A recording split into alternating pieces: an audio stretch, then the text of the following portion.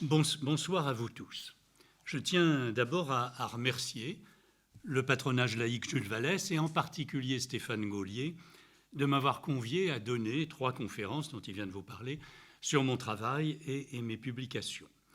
Et je vous remercie également, vous tous qui êtes ici, pour votre présence, pour votre attention et par avance pour les questions, remarques, objections et autres que vous pourrez formuler tout à l'heure. Alors je dois d'abord vous avouer que cette demande de Stéphane Gaulier m'a fait plaisir, évidemment. On est toujours heureux de l'attention de quelqu'un, de vouloir regarder ce que j'ai pu faire jusqu'à maintenant, mais ça m'a aussi beaucoup embarrassé. Parce que d'abord, je n'aime pas beaucoup parler de moi, mais surtout parce que je ne sais pas exactement quel regard porter rétrospectivement sur la 50aine de livres que j'ai publiés, une 30aine tout seul et environ une 20aine en collaboration, dont 4 avec Monique Atlan. Sujets divers, registres distincts, alors quel fil directeur? J'ai plutôt eu le sentiment dans ma vie de travailler sans me retourner, d'écrire la page suivante, mais de ne pas lire les pages précédentes. Et en tout cas, surtout, sans chercher à construire une œuvre selon un plan d'ensemble. Alors sans doute y a-t-il dans ces déclarations-là une part d'illusion. Évidemment, il doit bien y avoir une cohérence de l'ensemble, mais je ne suis pas certain d'être le mieux placé pour l'expliquer. Alors à la réflexion, quand même, je me suis dit que la question des frontières, c'était un fil directeur possible. Parce que finalement, c'est toujours sur des questions de partage, de distinction entre ceci et cela, de contours de tel ou tel domaine que j'ai tenté de réfléchir. D'abord, frontières entre la philosophie et son dehors, entre l'Orient et l'Occident, également entre civilisation et barbarie, contours de l'humain, définition des limites. Nous avons écrit, Monique et moi, un livre intitulé « Le sens des limites ». Tout cela, toutes ces questions de délimitation m'ont préoccupé constamment sous des apparences multiples. Et c'est donc du tracé des clivages, de la généalogie des clivages et de leur examen que j'ai choisi de prendre pour fil directeur de ces 3 conférences. La prochaine fois, Stéphane Gaulier vous l'a rappelé ou indiqué, je parlerai des frontières historiques de la philosophie, que l'on a proclamée seulement grecque et européenne, alors qu'elle est aussi juive, arabe, indienne, chinoise, tibétaine et autres, comme j'espère l'avoir montré dans une série de recherches. Et la 3e conférence, elle sera consacrée au contour de l'humain aujourd'hui, à partir de plusieurs études que Monique Atlan et moi avons conduites sur les mutations du monde contemporain. Ce soir, je vais commencer par une frontière qui me paraît cruciale et qui est cependant souvent mal tracée ou mal comprise ou mal appliquée entre le sérieux et le pas sérieux. Et si j'ai choisi cela, c'est parce qu'il se trouve que j'ai commis une série de livres qui entretiennent avec la philosophie dite sérieuse un rapport pour le moins biaisé, décalé, peut-être inattendu. Alors ça explique peut-être que ces livres faciles à lire mais difficiles à classer ont rencontré à la fois une grande audience publique mais une grande défiance académique. Ils n'étaient pas sérieux, eh bien il faut voir. Qu'est-ce que ça veut dire, sérieux? Qu'est-ce qui est sérieux, qu'est-ce qui ne l'est pas? En quel sens et pourquoi? C'est de cela que je souhaite partir, c'est de là. Alors évidemment, les réponses à cette question, elles paraissent souvent évidentes, comme si ces 2 distinctions, ces 2 versants allaient de soi. Et il me semble que ce n'est pas le cas. Il me semble que la frontière entre sérieux et non sérieux mérite d'être réinterrogée de plusieurs manières sur différents registres. Et je voudrais en évoquer ce soir quelques-uns. Sûrement pas tous, mais j'espère que nous compléterons peut-être cet examen tout à l'heure dans nos échanges. Je commencerai par vous lire quelques lignes de Blaise Pascal. Alors, elle se trouve dans les Pensées, 5, fragment 37. Pascal, voilà un auteur qui passe pour sérieux, très sérieux, grave, grand classique. Je ne vous fais pas le dessin. Et pourtant, je ne connais pas de contestation du sérieux philosophique et même du sérieux politique plus aigu que les quelques lignes que voici. On ne s'imagine Platon et Aristote, dit Pascal, qu'avec de grandes robes de pédants. C'étaient des gens honnêtes et comme les autres, riant avec leurs amis. Et quand ils se sont divertis à faire leurs lois et leur politique, ils l'ont fait en se jouant. C'était la partie la moins philosophe et la moins sérieuse de leur vie. La plus philosophe était de vivre simplement et tranquillement. S'ils ont écrit de politique, c'était comme pour régler un hôpital de fous. Et s'ils ont fait semblant d'en parler comme d'une grande chose, c'est qu'ils savaient que les fous à qui ils parlaient pensent être rois et empereurs. Ils entrent dans leurs principes pour modérer leur folie au moins mal qu'il se peut. Voilà, en peu de mots, beaucoup de dynamite. Vous savez que Nietzsche disait « je suis de la dynamite ».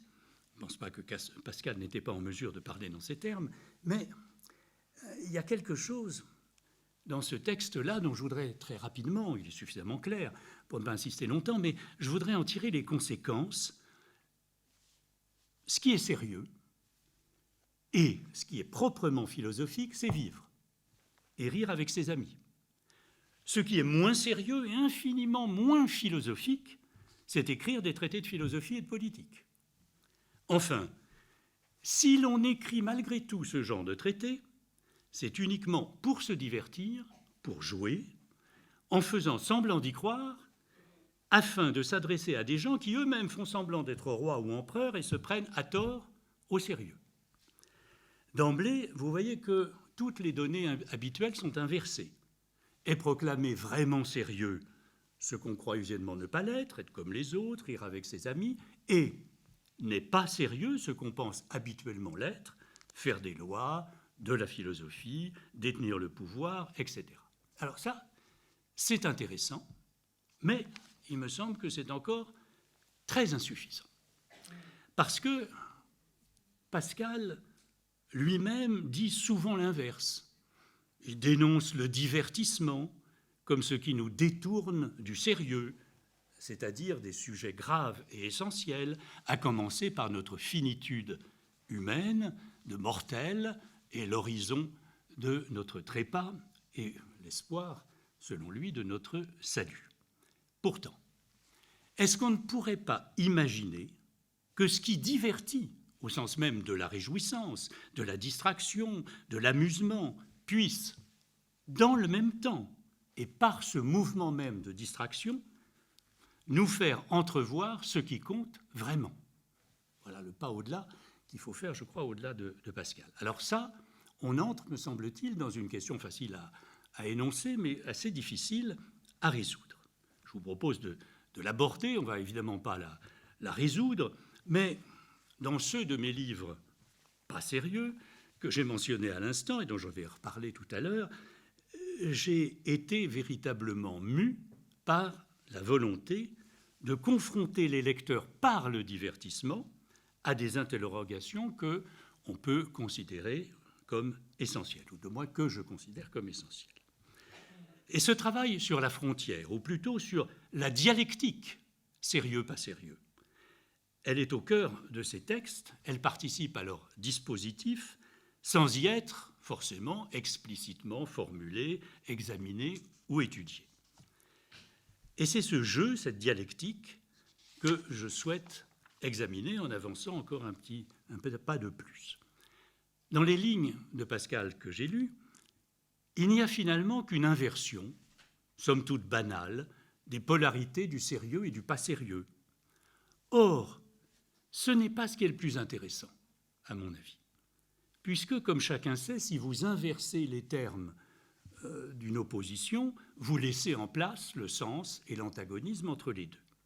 Et une fois que j'aurai dit que le vrai sérieux est le rire et que la gravité est en fin de compte une frivolité, j'aurais certes opéré un retournement qui peut donner à penser, mais je n'aurais pas vraiment revisité le contenu de la notion de sérieux, ni son opposé, et je n'aurais pas non plus retravaillé la frontière qui est supposée les séparer.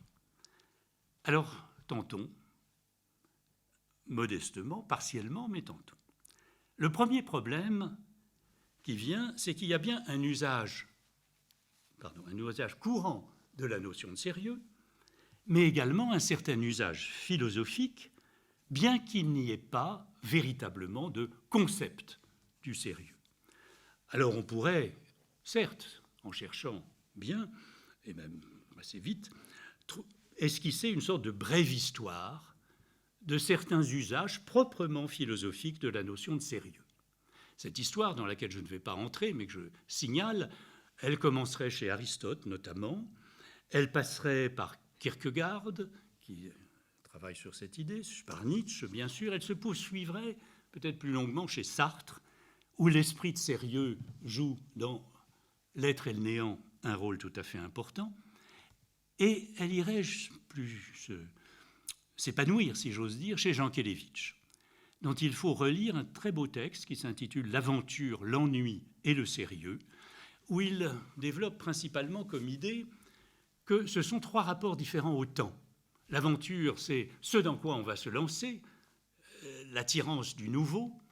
L'ennui, c'est quand on tombe dans la platitude de la répétition, où il n'y a plus d'aventure, justement. Et le sérieux, c'est un autre rapport au temps qu'après l'aventure, mais qui est différent de l'ennui, c'est la fidélité à une certaine cohésion, à un certain chemin, à certaines valeurs. Ce n'est pas du tout nécessairement l'austérité, la gravité, mais c'est une forme, pour Jankélévitch, de rapport au temps qui s'inscrit dans la durée par la fidélité.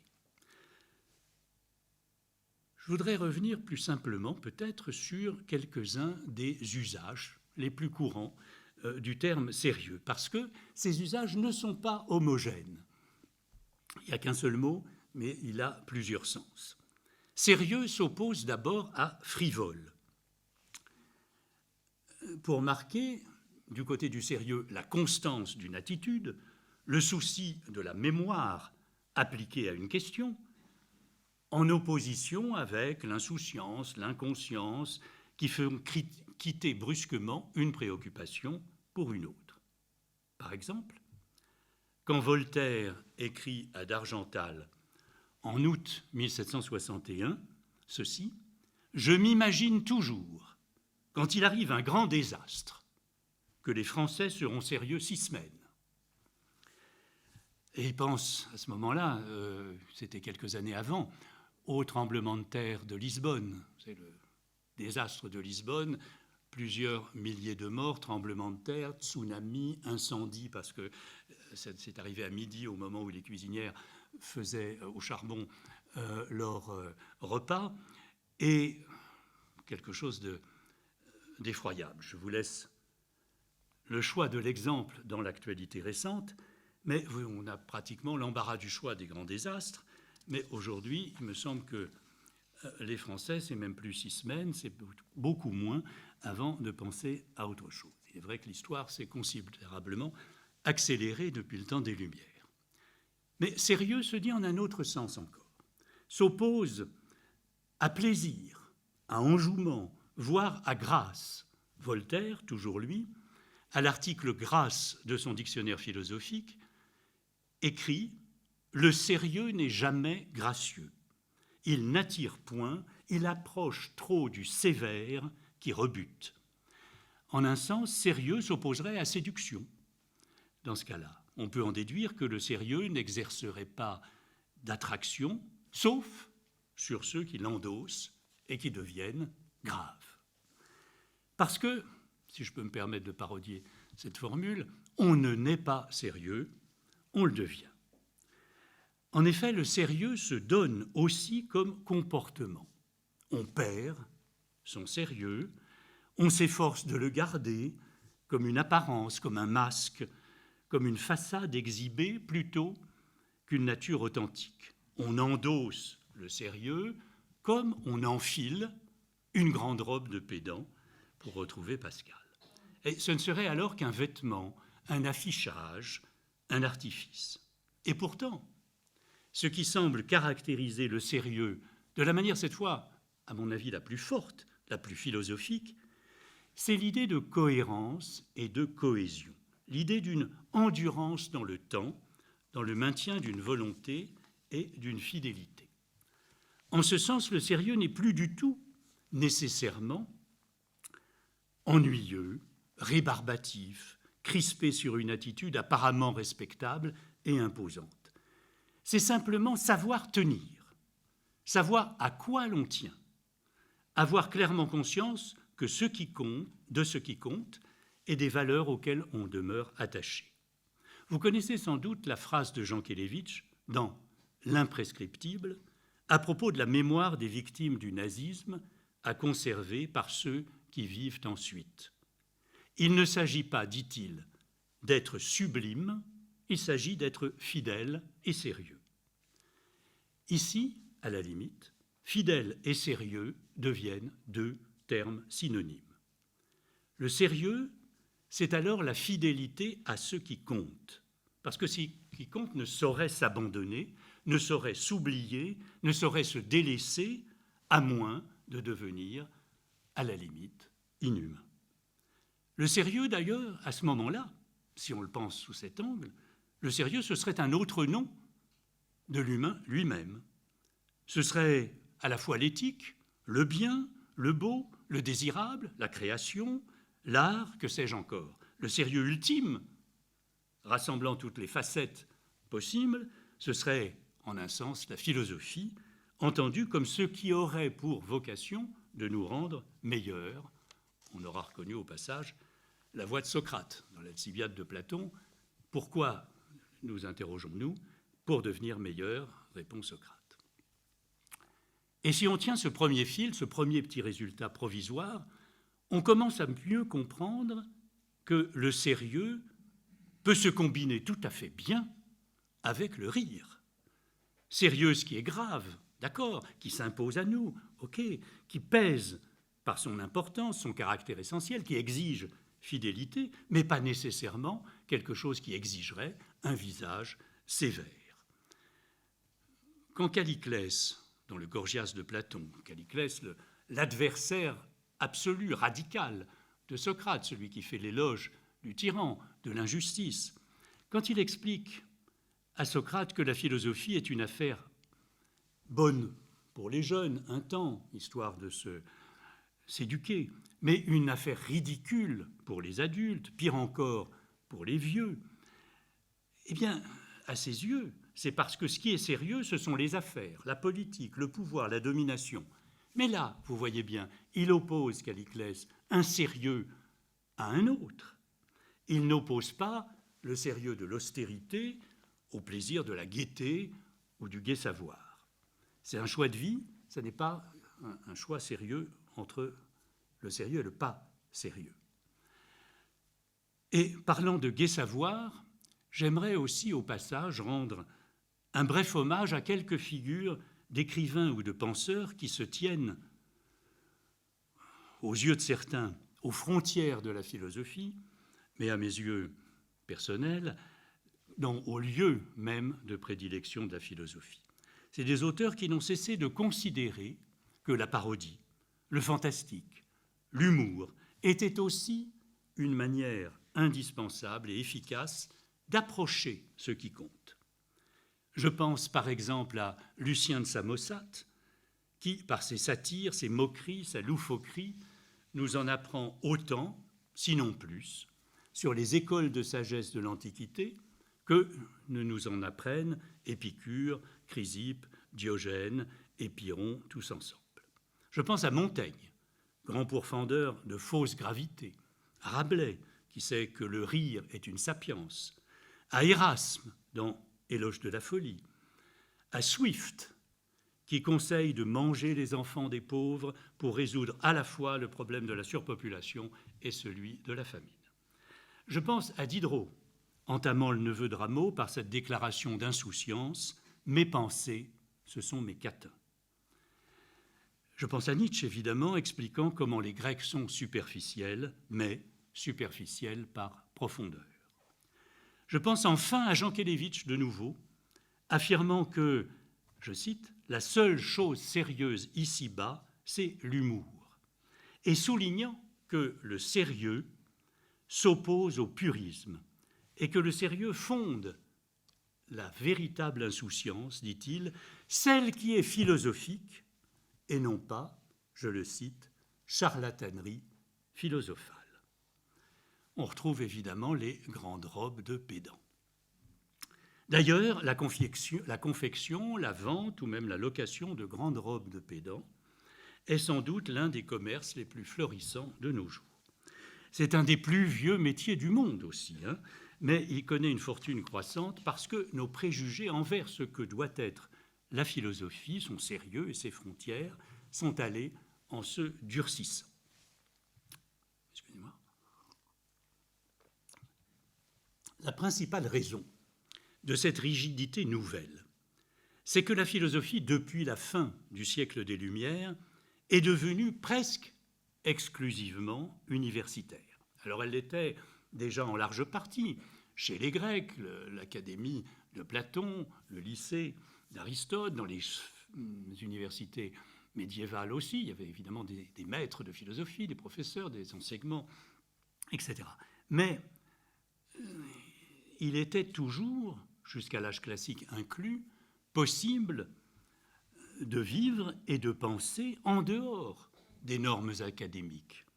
Montaigne, Machiavel, Descartes, Spinoza, Leibniz et des tas d'autres n'étaient pas des universitaires. Schopenhauer non plus, et Nietzsche les a quittés après y être longtemps restés. Souvenez-vous de Zarathustra qui dit « Les érudits tricotent les chaussettes de l'esprit ». Alors je précise, pour qu'il n'y ait pas de malentendu, le problème n'est pas d'être pour ou contre l'université. Ça n'a évidemment aucun sens. Mais la question est de constater que l'universitarisation de la philosophie a conduit à croire, trop souvent, que le monopole du sérieux légitime, si je puis dire, appartient à l'institution. Hors des normes académiques, point de sérieux. Aucune philosophie véritable digne de ce nom. Voilà un des préjugés les plus tenaces et les plus néfastes, à mon humble avis. Et ce n'est pas le seul. Nous avons aussi trop souvent une fâcheuse tendance à croire que la théorie est sérieuse et que la fiction ne l'est pas. La philosophie légitime devrait tenir un discours conceptuel et elle ne peut, juge-t-on, s'incarner ni dans un roman, ni dans une nouvelle, ni dans un poème ou une pièce de théâtre.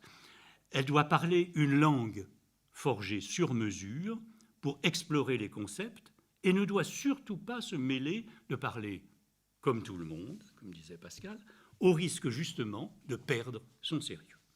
Ce fantasme de pureté est d'autant plus étrange, à mon avis, qu'il suffit de lire Platon, le père fondateur, pour constater exactement l'inverse. Les dialogues de Platon, qui sont en quelque sorte la règle du jeu fondatrice de toute la philosophie. Vous savez que Whitehead, cet auteur américain, disait que l'ensemble de la philosophie occidentale, ce sont des notes de bas de page, des footnotes à l'œuvre de Platon. Eh bien, ces dialogues de Platon, ce sont des pièces de théâtre où voisinent des plaisanteries et des mathématiques, des constructions politiques et des conversations érotiques, voire du gossip, comme nous disons, des commentaires d'actualité et des analyses logiques. L'impureté de la philosophie, elle est originaire. Et heureusement, elle a perduré sous des formes diverses tout au long de l'histoire des idées. Enfin, il faut rappeler qu'un des clivages les plus abusifs entre sérieux et non sérieux découle aussi d'une forme d'arrogance académique envers tout ce qui concerne la presse, les médias, le dehors du territoire universitaire contrôlé.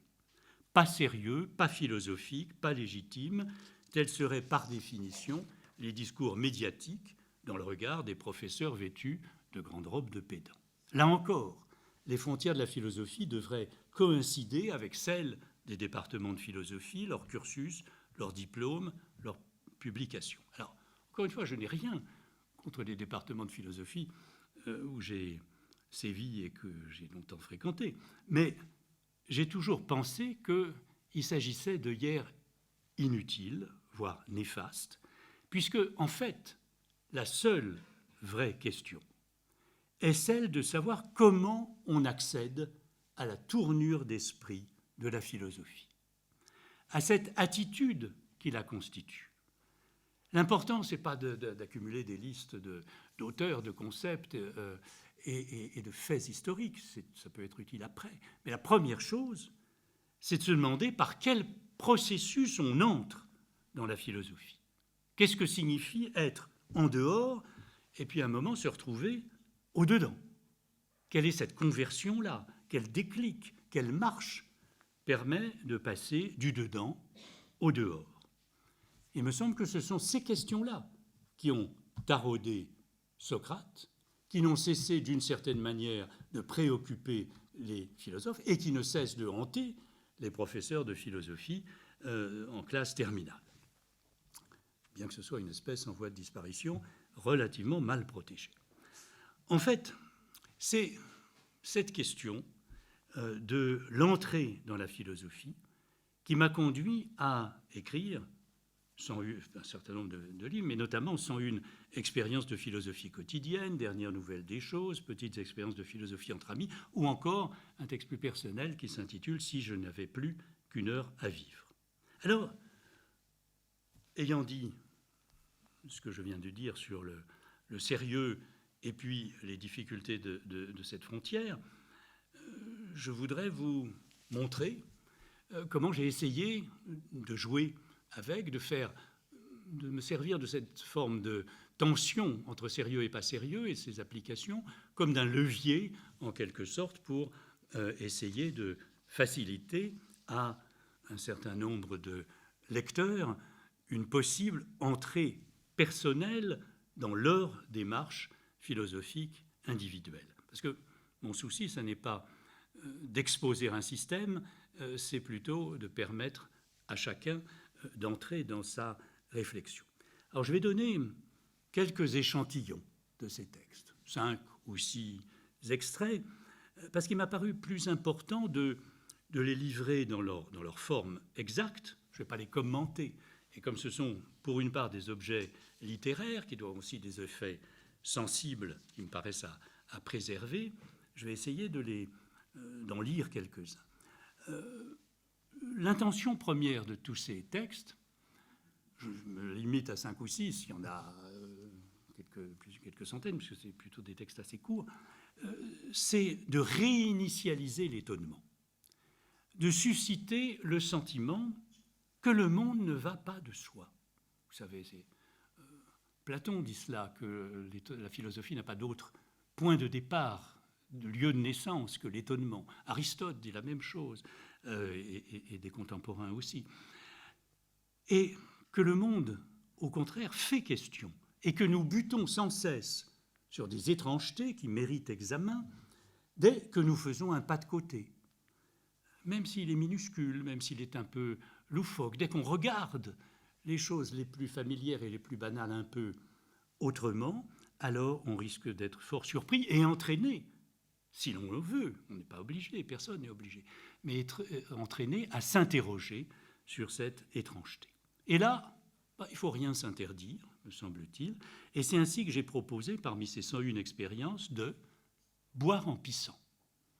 C'est la numéro 13, durée 1 ou 2 minutes, matériel, toilette et verre d'eau, effet ouvrant. Je vous le lis. Depuis des centaines de milliers d'années, l'immense majorité des humains vit et meurt sans avoir connu l'expérience qui va suivre. Elle est pourtant extrêmement facile et particulièrement intéressante. Comme tout le monde, vous pissez. Et vous buvez à d'autres moments. Vous ignorez ce qu'on peut éprouver quand on fait les deux en même temps. Cette expérience va vous permettre de le découvrir. Vous aurez donc tout bêtement préparé un grand verre d'eau. Quand vous commencez à uriner, commencez à boire. Vous devez autant que possible boire de façon continue, d'un trait, sans temps d'arrêt. Des sensations tout à fait insolites vous habitent aussitôt. L'eau qui sort par votre sexe entre presque aussitôt en continuité avec celle qui entre par votre bouche. Vous allez donc soudainement imaginer, surtout éprouver une organisation de votre corps que vous n'aviez jusqu'alors pas même soupçonné possible. L'eau que vous buvez vous paraît sortir directement de votre vessie. Vous découvrez en quelques secondes un circuit direct, gorge, urètre, un parcours instantané estomac-vessie, une physiologie impossible que cependant vous éprouvez de manière directe et indiscutable. Vous vous inventez en quelque sorte un corps délirant, simplissime, et qui pourtant s'éprouve de manière manifeste, indubitable. Plus d'intestin, de reins, de temps d'attente, de filtrage, de dialyse, l'eau circule verticalement en vous, vous êtes traversé directement par le liquide frais, lavé du dedans, nettoyé d'une manière singulière et palpable. Votre organisme paraît ouvert, l'eau circulant souplement entre l'intérieur et l'extérieur, comme au choix un flux cosmique ou un lavage automatique. Cette expérience, renouvelable indéfiniment, d'un coup nul, toujours susceptible de réserver de nouvelles découvertes ou de curieuses surprises, n'est pas considérée comme une cure thermale. Fin de citation. Alors, vous voyez bien, je fais confiance au lecteur et je n'insiste pas lourdement sur la nécessité de s'interroger sur notre schéma corporel, sur les certitudes que nous avons, sur la mise en cause un peu troublante de ces certitudes, son évanescence même, et le caractère finalement rapidement transformable de cette évidence où nous sommes d'avoir un corps organisé d'une certaine façon. Alors est-ce que cela est de la philosophie ? Ben, bien sûr que non. Bien sûr que non. Il n'y a pas un concept, il n'y a pas une question formulée, il n'y a pas une référence, il n'y a pas une citation, il n'y a pas un auteur. Est-ce que c'est sans aucun rapport avec la philosophie ? Ben, bien sûr que non, également. Parce que le but, c'est de provoquer un déclic, de susciter l'enclenchement d'une réflexion. Alors, dans ce texte-là, et d'autres, je ne prends pas nécessairement le lecteur par la main en lui disant « voilà ce qu'il faut que tu ailles lire ». Non, là, si vous voulez, le jeu, c'est de faire en sorte que cette étrange petite déstabilisation enclenche une marche qui dépendra finalement de la curiosité de chacun, de son éducation, de sa formation, etc. On peut faire plusieurs choses.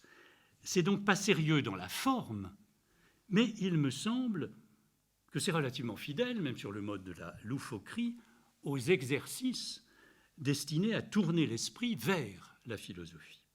Question d'attitude, les Grecs anciens parlaient de textes protreptiques. Alors là, je mets la robe de pédant une seconde. Ça signifie des textes qui disposent vers la philosophie, qui orientent l'esprit vers elle, qui préparent le terrain et qui ne sont pas du tout nécessairement eux-mêmes des textes à proprement parler philosophiques. Et c'est ce que j'ai bien tenté de faire avec ces 101 expériences, il y a plus de 20 ans maintenant, c'est de faire éprouver physiquement, en jouant, le trouble que suscite une question. Je dis bien faire éprouver.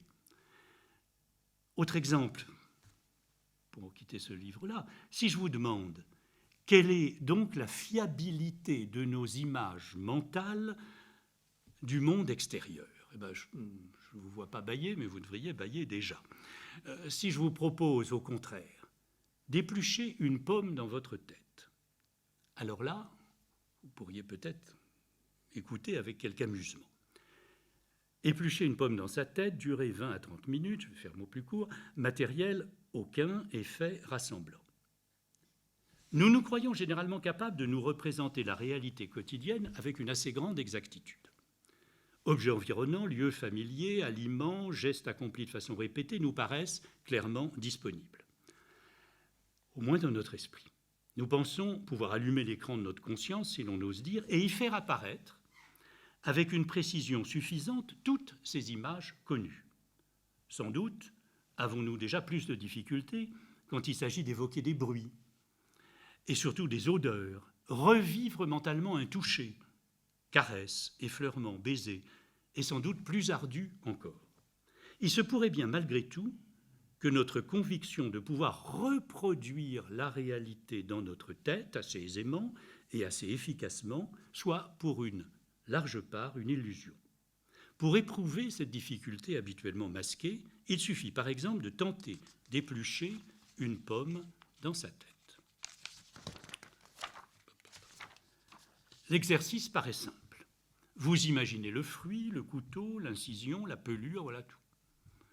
Et pourtant, vous devez d'abord, pour que l'image possède quelque rapport à la réalité, choisir une variété de pommes. Vous représentez exactement sa taille, sa couleur, son grain particulier. Vous devez avoir en tête une pomme de cette variété, mais aussi dans cette variété une pomme singulière, dont les nuances de teinte, les parties éventuellement différentes, plus claires ou plus foncées, les bigarrures, les petites taches, les plis infimes, vous apparaissent le plus clairement possible. Imaginez le couteau. Son manche est-il en bois, en plastique, en métal? Sa lame est-elle crantée, lisse, terne, aiguisée? Est-ce un couteau de cuisine, un couvert bourgeois, un opinel de campagne, un laïol chic rustique? Et puis, comment allez-vous procéder? En jouant à ne faire qu'une pelure unique, en tournant la pomme sur elle-même sans à-coups, sans rompre le rythme? En découpant d'abord des quartiers, qui seront ensuite un à un débarrassés de leur peau? Vous devez à chaque fois vous représenter les mouvements avec une précision chirurgicale, une exactitude photographique. Le but à atteindre, c'est que le film exact de l'épluchage se déroule dans votre esprit plan par plan, image par image, seconde par seconde, sans arrêt, sans raté, sans erreur. Aucun flou, aucune hésitation, et surtout aucun blanc, aucune reprise. Vous n'avez pas le droit à un raccord entre deux séquences. Vous n'y arriverez pas. Sauf grand entraînement ou exceptionnelle maîtrise. Le plus probable est que vous perdiez le fil. La pomme change de couleur ou de forme, ses caractéristiques ne se maintiennent pas, l'épluchure ne tombe pas comme il faut, le couteau ne suit plus son chemin, le mouvement devient saccadé, les images sont hachées, pénibles à reprendre et à enchaîner sans heurts les unes aux autres. Vous pourrez constater, si vous répétez plusieurs fois cette expérience, que le résultat s'améliore, il est possible de progresser, de manière parfois lente ou relativement pénible. C'est en tout cas un bon exercice de concentration. Mais cette expérience peut, avant tout, vous faire constater à quel point notre esprit est peu fidèle à la réalité, peu capable de la retenir ou de la reproduire correctement, et qu'il est bien présomptueux quand il se l'imagine. Fin de citation. Chacun, là encore, tirera de cela les conséquences ou les prolongements qui l'intéressent ou qui lui plaisent. Mais partant des pommes et des couteaux, je me suis aussi intéressé, dans un autre livre, aux choses. Alors les choses, c'est évidemment un grand thème de la philosophie la plus sérieuse. Et je m'y suis intéressé de façon sérieuse, non sérieuse, comme vous voulez, dans ce travail de bouger de la frontière, en imaginant ce que les choses nous disent si on tente de les écouter. Et ce texte, intitulé « Dernières nouvelles des choses », il porte sur 65 objets du quotidien. Je les ai ensuite repris, adaptés et même joués en scène tout seul durant un mois au Théâtre du Rond-Point en 2016. Alors je vous rassure, une fois que j'avais pris ma retraite du CNRS pour ne pas faire honte à mes collègues. Pour commencer, se dire que les choses sont des discours pliés, ou les plis d'anciens propos évanouis, ou les résidus solides de chaînes de mots effacés. Je ne sais pas exactement, mais de ce côté-là, oui, dans cette direction. j'imagine de rattraper les idées enveloppées dans certaines des choses tissées dans nos vies, heure par heure, geste par geste. Je tente de tenter l'expérience, je vais tenter d'approcher les choses, les épier, aller vers la terre inconnue où elles sont posées, jouer l'explorateur. J'ignore comment je vais m'y prendre, en tout cas je vais noter régulièrement mes observations, constituer un journal de bord du périple. Je souhaite que l'expérience dure assez longtemps, mettons 1 an. Et dans cette année fictive que le livre raconte, je rencontre un bol, une fourchette, une salière, une télécommande, un réverbère et des tas d'autres choses, mais notamment un trombone et son sérieux. Dans un train en fin d'après-midi. C'est en cherchant un stylo au fond de ma serviette que je l'attrape par hasard dans une rainure du cuir. Il a dû glisser d'un dossier. Ou il s'est peut-être coincé depuis longtemps dans cet interstice où se fourre toujours un peu de poussière, un bout de papier plié, un élastique. C'est un trombone, intact, métallique, mince, sec, propre. Cette chose m'inspire la sympathie, en tout cas de mon point de vue. Vous avez peut-être un avis différent. La sympathie suscitée par les trombones n'est pas universelle. Ce n'est que mon point de vue, je le répète. Mais quel autre point de vue que le mien pourrais-je donc avoir sur le monde? Vous savez, vous, l'effet que ça fait d'être une araignée, une girafe, un porte-manteau, votre voisin? Vous croyez, peut-être. En fait, vous ne savez pas du tout, moi non plus. Alors, je peux bien éprouver de la sympathie pour les trombones sans qu'on en fasse toute une histoire. Quoi de sympathique dans le trombone? L'astucieuse pliure, le côté lisse, léger, métal propre, le petit bout triangulaire où l'on peut jouer à mettre l'extrémité de la langue, l'envie de le désarticuler, le fait que ça soit une chose petite, sans grade. Dans la famille, chose discrète, je demande le trombone. C'est un cousin de l'épingle, mais beaucoup plus doux. Aucun risque de se piquer, pas de trou dans les feuilles. Le trombone n'abîme rien, il n'a ni la brutalité de l'agrafe, ni le caractère intrusif des coins et autres attaches. Le trombone appartient à la catégorie des choses insignifiantes, habituellement laissées pour compte. C'est pour cela que je l'aime bien. On ne peut pas dire que ça soit un frimeur, le trombone. Il ne fait rien pour attirer le regard, et de fait, il ne l'attire jamais. Personne ne dira qu'il est carrément indispensable. Il rend des services sans qu'on lui demande, dans la mesure de ses moyens, obstinément, réglo. Pas génial, mais réglo. Révélateur aussi modestement, toujours. Ce n'est pas toute époque, ni toute société qui produit des trombones. Il faut, pour qu'il existe, des machines-outils, capables de travailler un type de fil métallique parfaitement uniforme, souple et résistant. Il faut un univers de documents, de feuilles de papier à réunir, un monde de bureaux, de réunions, de dossiers, d'employés de bureau, d'accessoires de bureau, de fournitures de bureau. La naissance du trombone doit dater du XIXe siècle, et sans doute son existence n'est-elle pas éternelle. Peut-être verra-t-on, un jour pas si lointain, le trombone s'effacer. Avec la mort du trombone, nous aurons perdu une des figures d'Eros. Ce petit bout de métal qui relie les feuilles et les rassemble fait songer, à sa manière, à ce que Freud appelle Eros. Pas vraiment la sexualité, encore moins la jouissance, plutôt la force qui agrège sans paralyser, la puissance qui empêche la dispersion, la vie qui résiste à l'entropie. À sa façon métallique et modeste, le trombone fait tout cela. Je me souviens d'une émotion particulière. Je retrouve il y a quelque temps d'anciens dossiers datant de ma jeunesse. Ils sont depuis longtemps dans une maison de campagne, humide, et avec le temps, les trombones ont rouillé. Ils laissent même, quand je les défais, une marque brune et creuse sur les papiers et sur mes doigts des grains rêches. Mais ils n'ont pas lâché prise. Ils ont tenu à leur place et rempli leur rôle, malgré les ans et la rouille. Pour sa façon de faire ce qu'il y a à faire, sans forfanterie, sans rébellion. On ne peut pas imaginer une révolte de trombone. Dans l'ombre, sans souci des complots, ni des honneurs, anonymes et utiles, ni héroïques, ni téméraires, mais fidèle et sérieux, le trombone est une figure de l'éthique. Alors je ne vais pas vous accabler de lectures interminables, d'autant que l'heure tourne. Mais pour que vous ayez peut-être une vue suffisante de la diversité ou de l'étrange loufoquerie de ces textes, je ne résiste pas au plaisir de vous suggérer que l'on peut mesurer le monde avec un camembert, comme je l'ai expliqué dans un autre livre, Petite expérience de philosophie entre amis.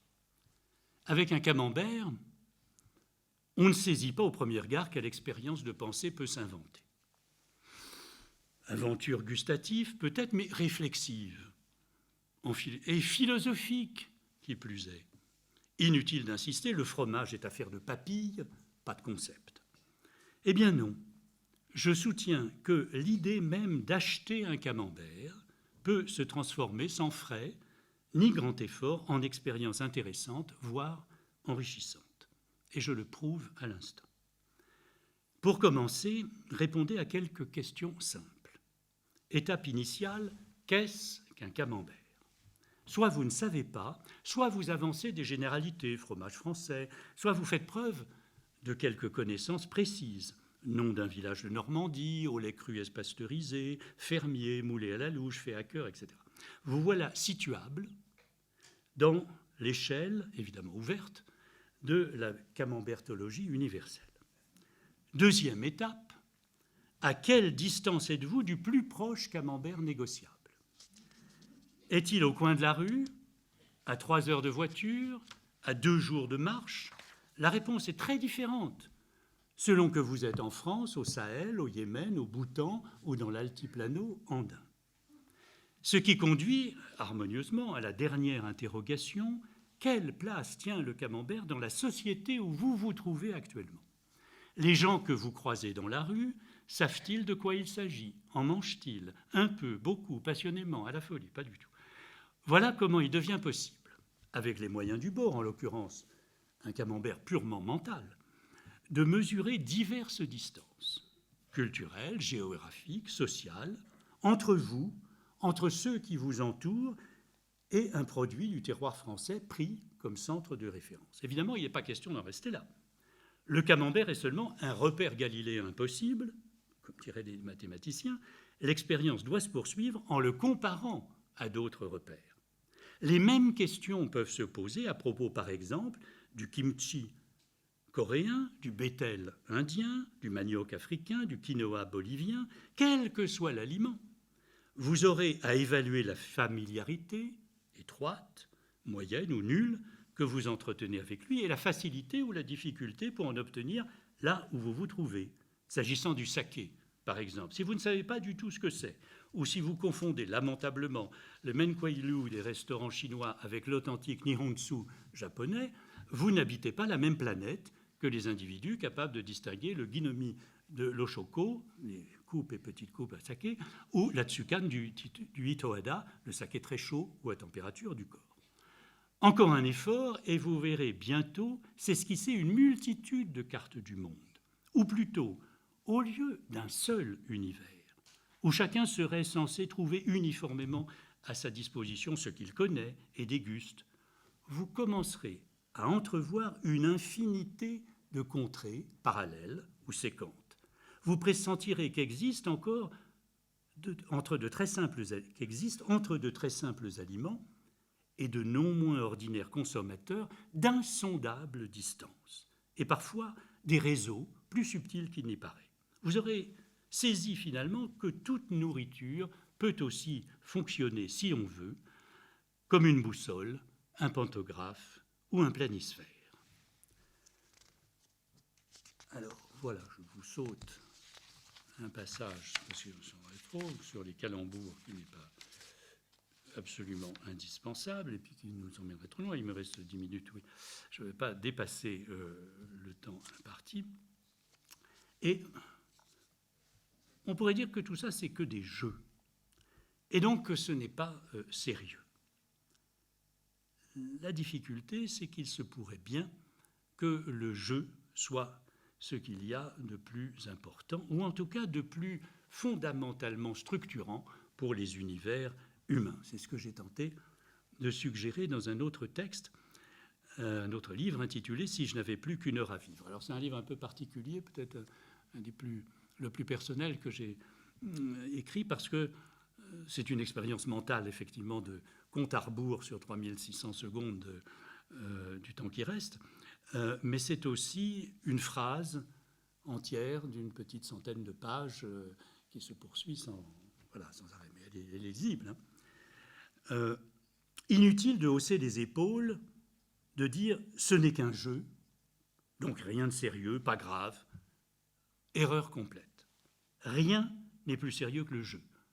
Montaigne le savait bien. Les jeux des enfants, dit-il, ne sont pas des jeux, et il faut les juger chez eux comme leurs actions les plus sérieuses. Sauf qu'il a tort, le brave gentilhomme, de s'en tenir aux enfants, alors que toutes les affaires humaines ont la structure du jeu. On dirait qu'on serait des pirates, ou des explorateurs, des cow-boys, des indiens, des moines, des pèlerins, des magistrats, des philosophes, des gendarmes, des présidents, des chercheurs, des rois de Navarre, des bouffons, des architectes, des pharmaciens, des boulangers, des droguistes, des musiciens, des clowns, des médecins, peu importe. Pas d'activité humaine, si sérieuse qu'on voudra, sans ce décret de l'imaginaire, cette instauration d'un espace normé, d'une représentation spécifique. On dirait qu'on serait. C'est toujours ainsi que commence une méditation, une action, un projet. Surtout ne pas se limiter à des jeux théoriques. La même structure se retrouve partout. On dirait qu'on serait forgeron, avocat, garagiste, cultivateur, général, chanteur. On serait en train de réfléchir. On serait à la recherche de la cité juste. Ou bien sur les traces de la vertu, de la vérité, de la beauté, de l'amour, parti en quête de l'essence du langage, de l'origine du pouvoir, du sens du temps, de la nature de l'espace. Platon appelle cela déjà jouer sérieusement. Et Xénophon prête cette formule à Socrate pour qualifier la philosophie. Mais c'est toujours un jeu. On dirait que ma fin est proche. Le terme est fixé dans 1 heure, définitivement, rien n'y sera. Impossible de transiger, pas d'échappatoire. Ce jeu, praticable par tous, ne concerne chaque fois au plus intime de ses choix qu'un seul, celui qui va mourir. Cette fois, dans ce jeu-là, c'est moi. Le jeu consiste à explorer l'espace singulier de ce temps court comme une expérience cruciale, révélatrice, où il serait pratiquement impossible de faire semblant, de biaiser, de prendre un masque, de jouer un rôle. Cette expérience qui met à nu, qui contraint à sonner vrai, quelle qu'en soit la conséquence, même si le résultat choque, déplaît, déçoit, dégoûte. Rien de morbide pourtant. Alors, il me semble que, pour finir, il se pourrait bien que nous n'ayons pour tenir que l'écriture, et bien sûr l'écriture à condition qu'elle se tienne du côté de la vie et qu'elle soit portée par quelque chose qu'on appelle l'amour et qu'il est extrêmement difficile de cerner, de définir et qui en fait n'est pas philosophique. Alors je saute la vie, je ne veux pas être trop long et j'en viens, avant de conclure, à quelques lignes que j'écris dans ce livre-là sur, si je n'avais plus qu'une heure à vivre, sur l'amour. L'amour est cette énigme qui inverse tout. C'est l'inverse du doute, de l'ignorance, de la raison. Qui aime est dans l'évidence. La vie donnée. Nul ne sait comment, nul ne sait par qui, simplement posée là, sans contraire, sans verso, comme la seule façon de ne pas mourir. Aimer et vivre ne sont pas 2 verbes distincts, ni 2 états du corps différents, juste une seule et même intensité d'existence. C'est pourquoi, de l'amour, les philosophes n'ont presque rien à dire d'intéressant. Ce savoir n'est pas pour eux. Il ne renferme rien à objecter, ni à déconstruire. Pas d'argument, de présupposé, ni de déduction, juste de l'évidence. Plus forte que les mots, déraisonnable et violente jusque dans la tendresse. Les philosophes devraient laisser l'amour tranquille. Dans le fond, ils n'y comprennent pas grand-chose, parce qu'il n'y a somptueusement en lui rien à comprendre. C'est ce que constatent depuis toujours les poètes, les artistes et les gens, mais pas les théoriciens. Les théories concernant l'amour font rire. comme pétard mouillé, montgolfière qui tombe, miroir déformant. La vieille formule de Lao Tse, celui qui parle ne sait pas, celui qui sait ne parle pas, devrait s'appliquer aux propos qu'on tente de tenir sur l'amour, plus que sur tout autre sujet. L'amour fait parler, assurément et de manière infinie, mais jamais de lui. De lui, il n'y a quoi que ce soit à dire. On ne sait réellement ni pourquoi on aime, ni ce qu'on fait au juste en aimant. Il vaut mieux ne pas le dire. Pourquoi tu m'aimes ? La question vient forcément un jour ou l'autre. Pas facile de répliquer, franchement, je n'en sais rien. Réponse honnête, mais déplaisante, peut-être même pas audible. Et voilà bien une ignorance difficile à endurer.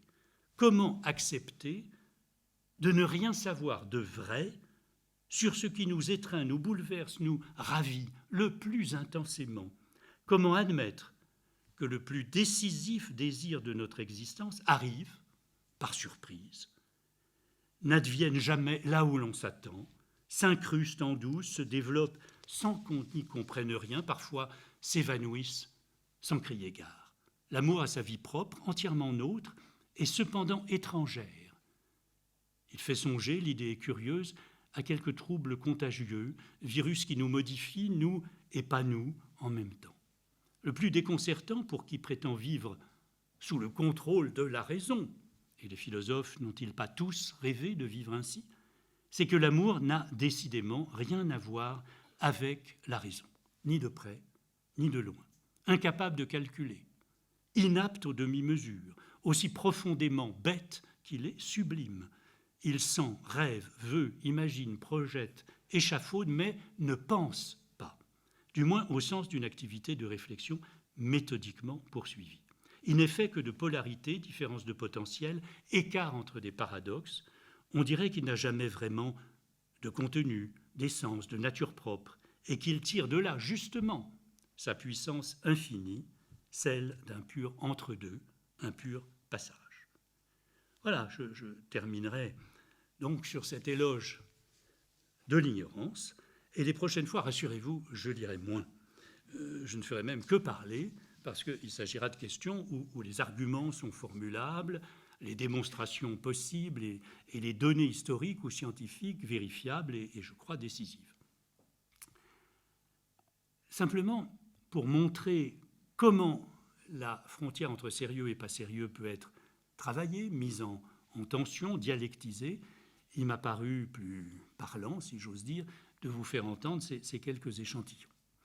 Et pour ouvrir maintenant à nos échanges, je résume ce que j'espère vous avoir fait entrevoir en 3 points. D'abord, le sérieux n'est pas une réalité homogène. Ça n'est pas une essence stable. C'est ni une attitude qui serait à jamais fixée et figée. C'est une pratique. C'est une manière d'agir.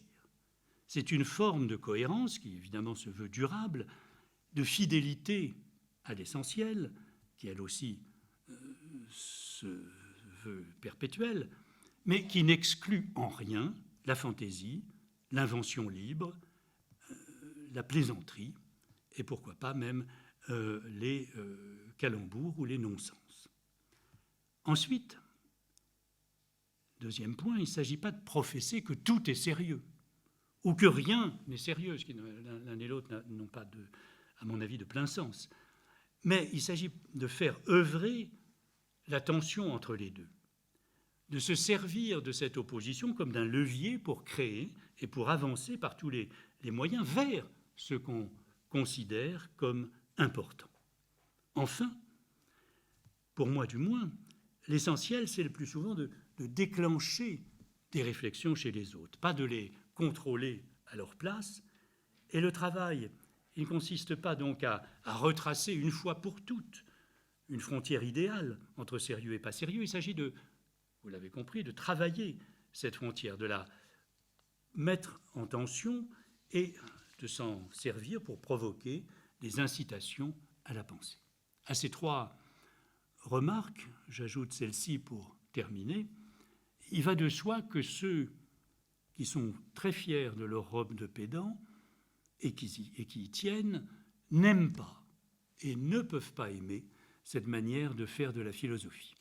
Et dès lors qu'on s'y adonne, il y a un petit prix à payer. Ce n'est pas seulement le prix normal d'imaginer des praticables insolites ou de tenter d'écrire avec les mots de tout le monde. Il y a aussi le prix à payer de s'exposer assez régulièrement au mépris des gens qui se croient sérieux, à la crispation de leur institution ou au fiel de leur petite rancœur. C'est inévitable, c'est prévisible, mais ça, franchement, ça n'est pas sérieux. Je vous remercie de votre attention et je laisse place à vos remarques, questions et questions.